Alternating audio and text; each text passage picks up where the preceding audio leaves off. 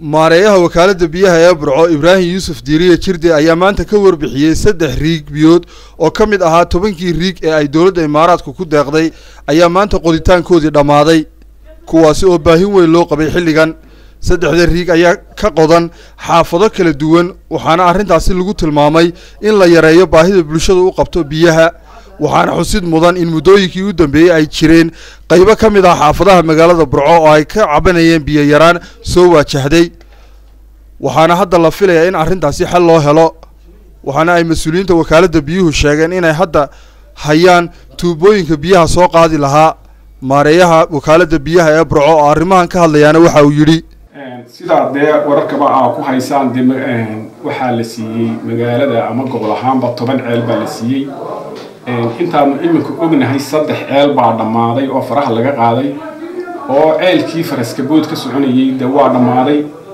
halka kan jarmalka dabadiisa ee ceelkii beerta dirito marska mucdeysna waa dhamaaday ka kalena indhihiina ku soo arki doontaano ka xabaasha maxamed cali ka sokeeyay isaguna iminku socdaa kullee maanta laga farxadanay waxaan rajaynaynaa mar rajaxme waxaan rajaynaynaa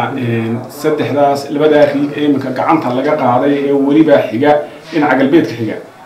haddii la isa soo raaciyo in xaafadihii galbeedka ee ka cabanayay biyo la'aanta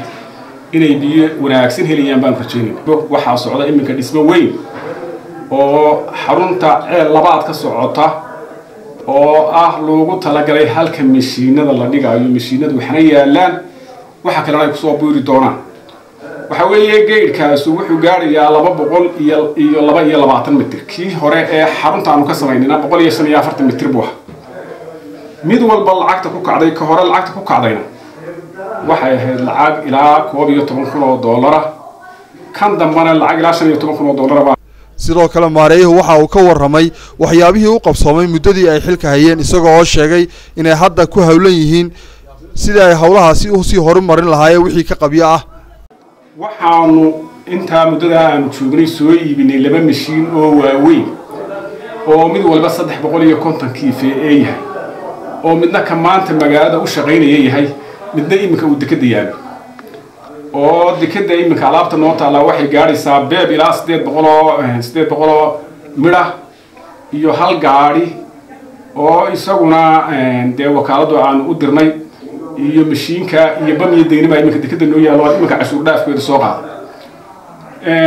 labada mashiin iyo inta dekada taala iminka waa iibinay horena 2